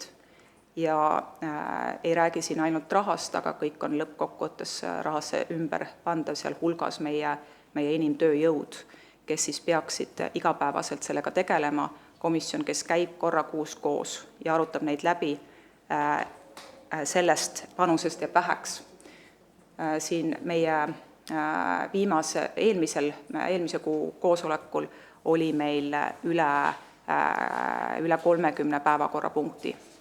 Ehk siis, kui rääkida sellest, et annetuse puhul oleks võimalik teha olulisi muudatusi annetuse definitsioonis, sealhulgas tuua siis tagasi juriidiliste isikute annetuse õigus, sellepärast, et järelevalve on oluliselt, on tagatud järelevalve, siis ma ei saa praegu ütelda, et jah, et selle 1,5 inimesega ja kord kuus käiva komisjoniga on võimalik sisulist tõhusat järelevalvet tagada, seda sama järelevalve, neid üldpõhimõtteid, mida siis selle seletuskirjas oli ilusti toodud. Aga ma olen absoluutselt nõus, tegemist on puhtalt õiguspoliitilise otsusega, poliitilisi otsuseid teevad poliitikud. Ja see ongi poliitikute õigus, poliitikute siis vastutus. See, et Euroopa Liidus on tõesti pooled riigid on lubavad juriidiliste isikute annetust, pooled on seda keelanud. See on lihtsalt üsna külm fakt. Täpselt samamoodi on väga paljud Euroopa Liidu riigid on piiranud annetuste ülemmahtu, suurust, nii juriidiliste isikute puhul kui ka füüsiliste isikute puhul. Mitmetes riikides on need ka erinevate summadega kaetud. Kõikide nende meetmete eesmärk on ju tegelikult tagada läbipaistvus, aga tagada ka mõistlikult siis kontrollitavus ja järelevalve. Et need on need valikud, mis tuleb teha Riigikogul, aga ma väga sooviksin, et need oleksid tehtud kaalutletud valikud, mitte võib-olla ainult kõhutunde pealt, vaid sisuliselt siis järele mõeldud, et kuidas on võimalik jõuda selleni, et kuna erakond tegeleb demokraatliku poliitilise tahte kujundamisega, peab vastav protsess olema jälgitav ja selle rahastamine läbipaistev. Kuidas seda on võimalik tagada? Ja loomulikult ma olen absoluutselt nõus, et erakondade rahastamise järelevalve komisjon on üks nendest meetmetest, aga ainult sellisel juhul, kui sellel komisjonil on ka reaalselt võimekus siis tagatud. Lisaks on ju erakonda seaduses, mis me oleme toonud aastate pikkuselt ju väga palju rohkem küsimusi, mis pole leidnud lahendust. Näiteks üks meede, mis on seotud keelatud annetuste regulatsiooniga, et kui seda tagasi ei kanta, siis on olemas seaduses teoreetiline alus, et on võimalik pidada kinni osa erakonnale mõeldud riiklikust toetusest ja samas kõik osapooled saavad aru, et seda, kuna see on sätestatud tehnilise praagina, siis seda reaalselt ei ole võimalik ühelgi hetkel kasutada. Mis tähendab neid probleeme, mis on väga pikalt olnud, mis väga pikalt ka tegelikult annavad sellist sõnumit karistamatusest, neid on seadusandja teadnud ja tegelikult ei ole nagu seda sammu edasi astutud, et neid asju nagu lahendada. Ma väga kutsun üles erakonna seadust avama, panema selle töösse, panema sinna parimad teadmised, meil on erinevaid kompetentsikeskusi sellest kujunenud, seal hulgas Justiitsministeerium loomulikult, aga et hoida kogu aeg endal kuklas see teadmine, kui oluline roll on erakondadel meie demokraatias. Usaldus erakondade suhtes ja poliitikute suhtes on see, mis päriselt tagab demokraatliku riigikorra säilimise. Ja ma usun, et täna, arvestades seda keskkonda, kus me oleme, on see kõige olulisem ülesanne üldse poliitikutel tagada usaldus demokraatliku riigikorda. Aitäh! Ja aitäh selle väga sisuka kommentaari eest, et muidugi, et kui selle erakonnaseadusega edasi liikuda ja kas või nende annetuste küsimusega, et siis tuleb kõike palju laiemalt vaadata ja kaasa arvatud ka muidugi ERJK pädevusi, ressurssi, võimalusi. Et ma kohe annan Mariole võimaluse küsida, et ma saan aru õiguskantsleri büroolt kommentaar. Palun.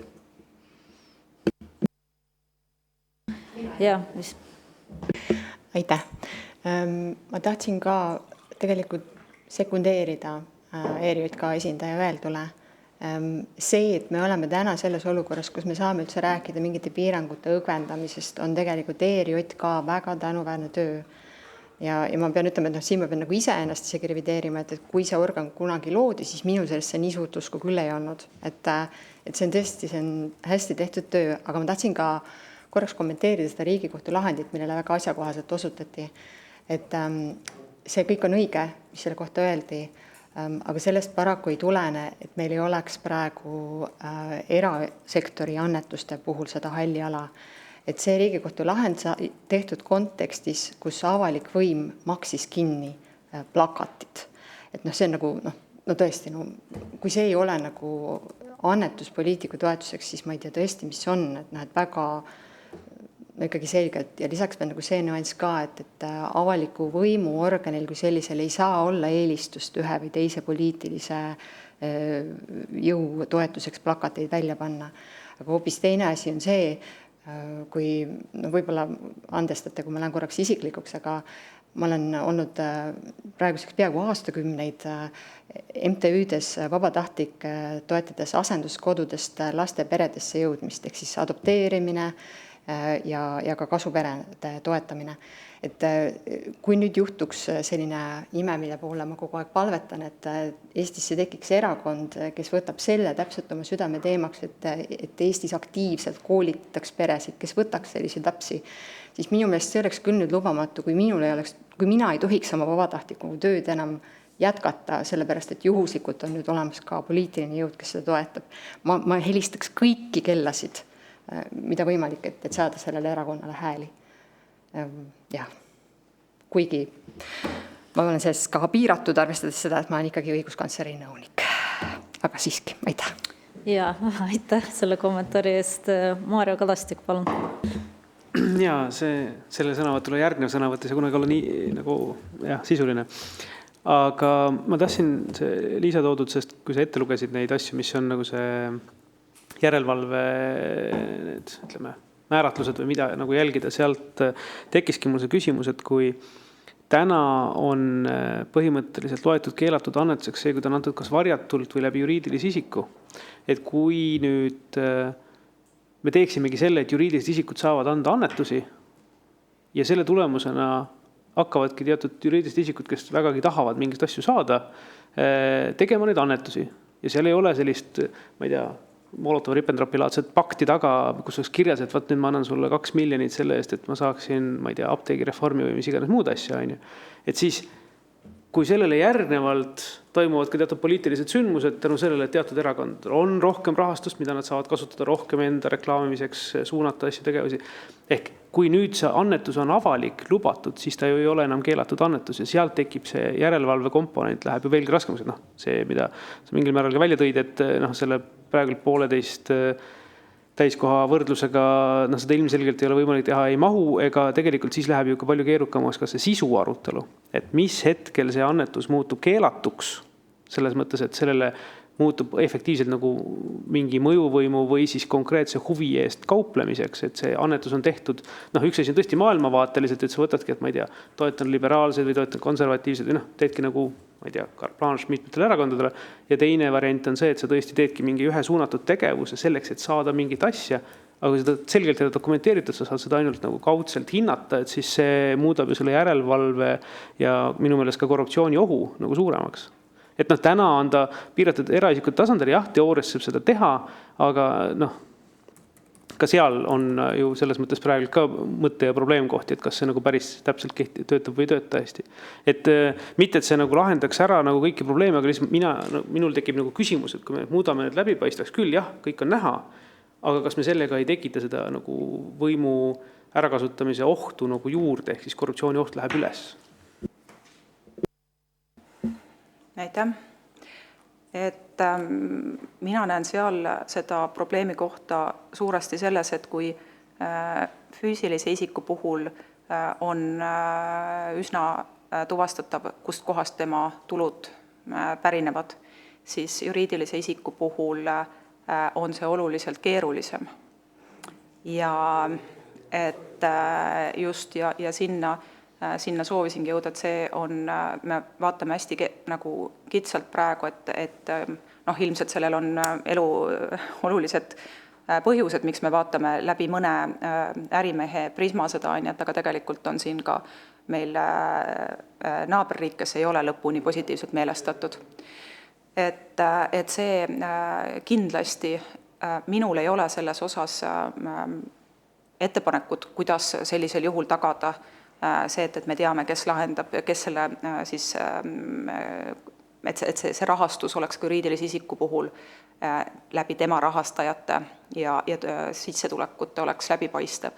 Et see on, tänan õnne, et see on siis Riigikogu liikmete pärusmaa, kes peavad selle välja mõtlema, kuidas seda teha, aga kindel on see, et praegu on ikkagi Erakondade Rahastamise Järelevalve Komisjon haldusorgan et on siin ju tegelikult teistsuguseid mudeleid, näiteks ka meie naaberriik Läti puhul, on ju, et aga meil on niimoodi, meil ei ole seda uurimispädevust.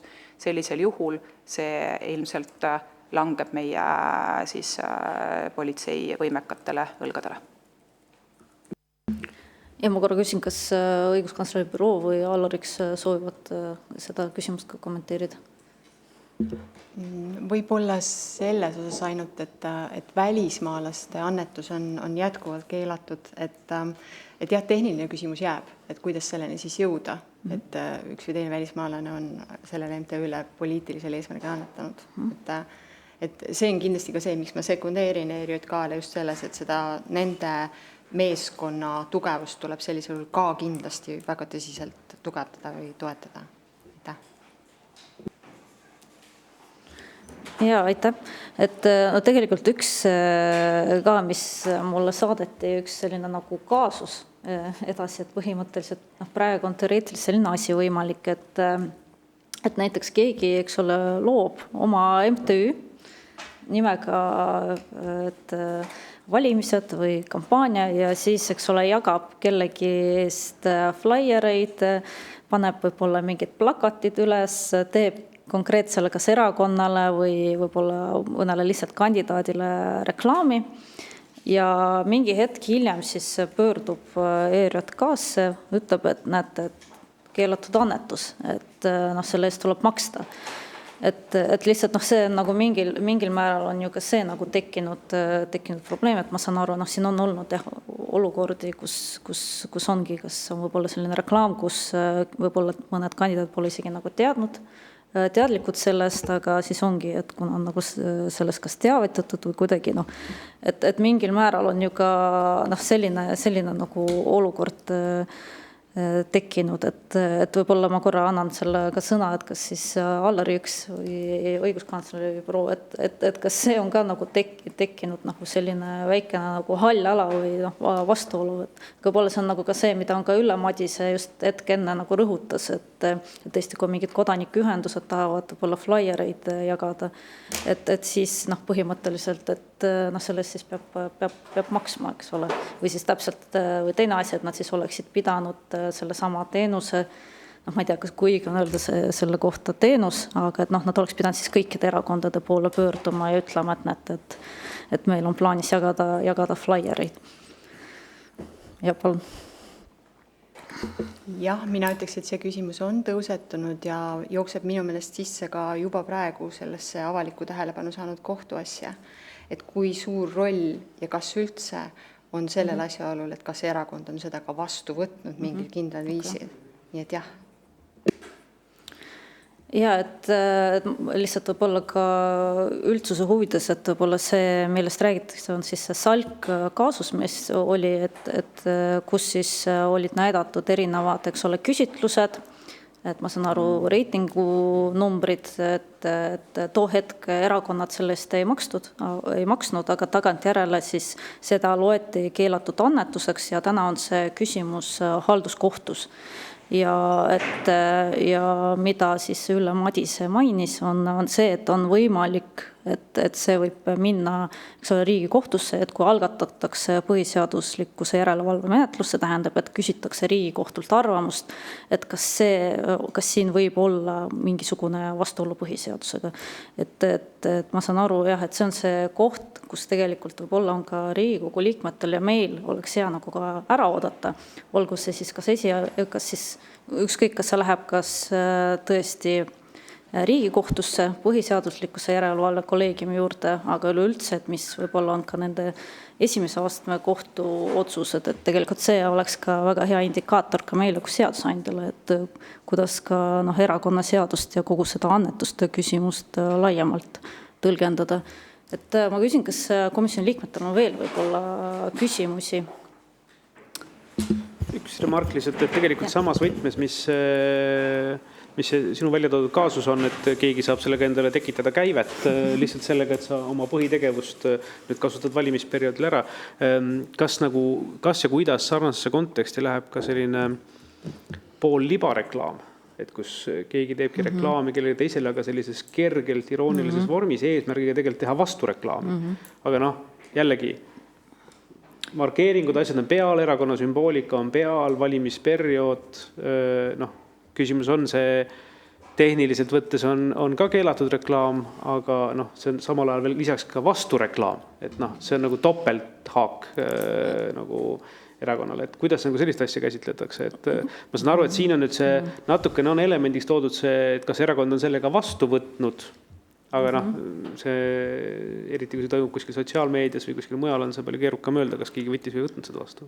Ja kui ma võin korra ka kommenteerida seda, et jah, et see, et kas on vastu võtnud või ei ole vastu võtnud, ma arvan, see on hea asi, mis on nüüd ka kohtus arutlusel, aga et see kaasuseks oli Eesti Autoomanike Liidu kaasus, et ma saan aru, et selles osas oli tehtud ka kaebus ERJK-sse, kus siis vahetult enne valimisi siis olid postitatud erinevates poliitikutes sotsiaalmeediasse pildid, et kes kuidas on hääletanud või kes on mingid sõnavõtt teinud ja et see on nagu, et ma saan aru, siis oli postitatud nende poliitikute poolt, et see on keelatud annetus, aga siin on küsimus, et kellele see on siis keelatud annetus, sest reklaami justkui ja ka vastureklaami tehti ju nendele poliitikutele, et noh, siin on ka, et aga nagu kui ma õigesti mäletan, et see vist ei läinud siis too hetk arutlusele, et võib-olla kui saab vastata, et ma saan aru, et kas Margus, sul oli see küsimus suunatud ka ERJK-le või oli? Mõnes mõttes ma arvan jah, et kas ERJK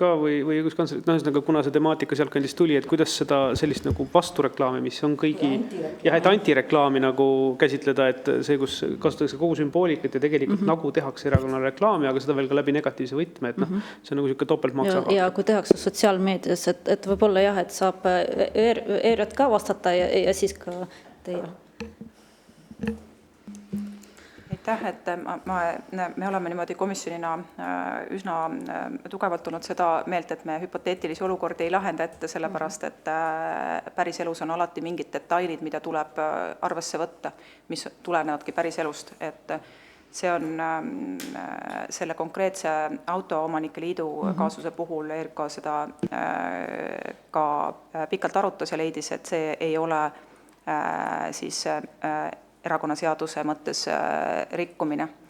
Aga seda, et teatud juhtudel on võimalik ka tsiviilõiguslikke vaidlusi lahendada haldusõiguslike meetmetega, ka selles osas on tegelikult ERJK seda tähelepanu juhtinud Riigikogule.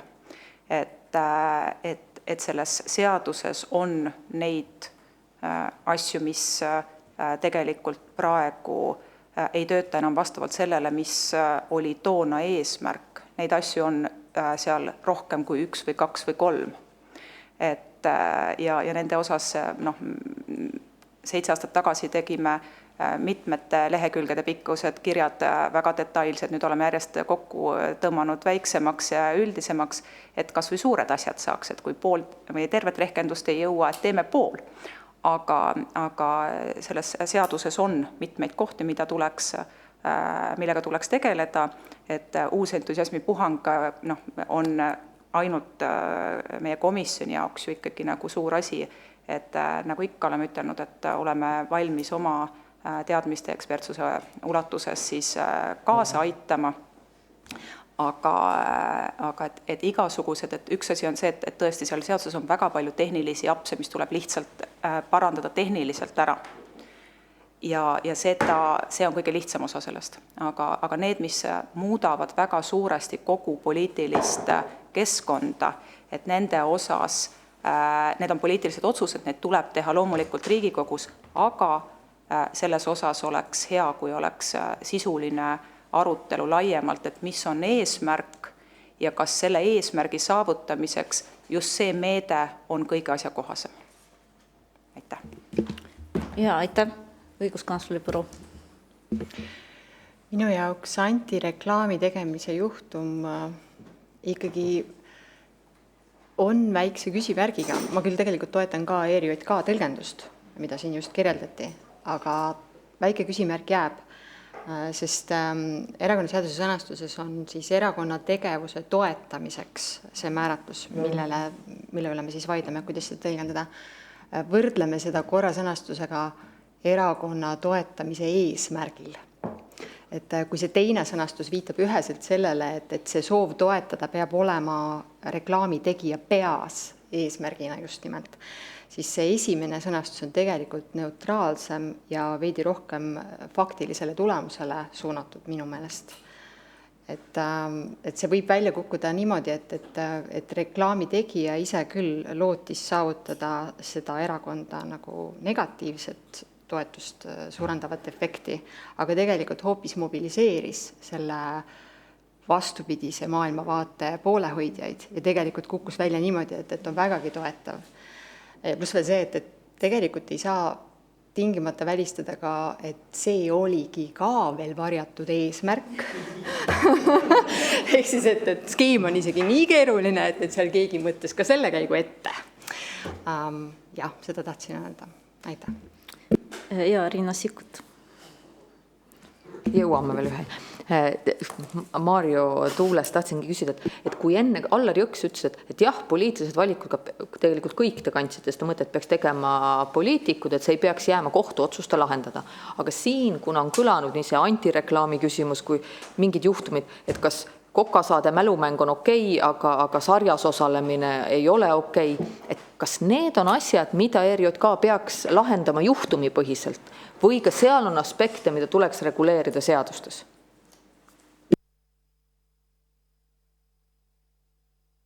No, ega praktika ju jääb alati, et igasugune seadus, et meie praegune erakonnaseadus, eriti mis järelevalvet puudutab, on ju väga napp. Et ta ei pea olema nii napp, aga ta ei saa kunagi võtta arvesse kogu elu.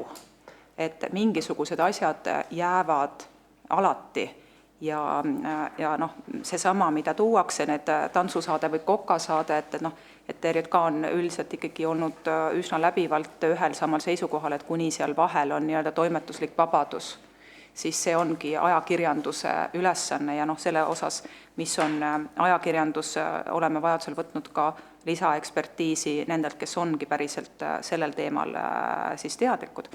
Et tegelikult praktika tähtsust ei saa kuidagi vähendada ja selles osas jääb ilmselt ükskõik, milline järelevalve siis komisjon jääb seda sisustama, aga seaduses on võimalik siis vastavalt seaduse andja tahtele panna piiranguid ja sellist raami täpselt sellisel viisil, nagu seadusandja tahe on ja kokkulepped omavahel võimaldavad.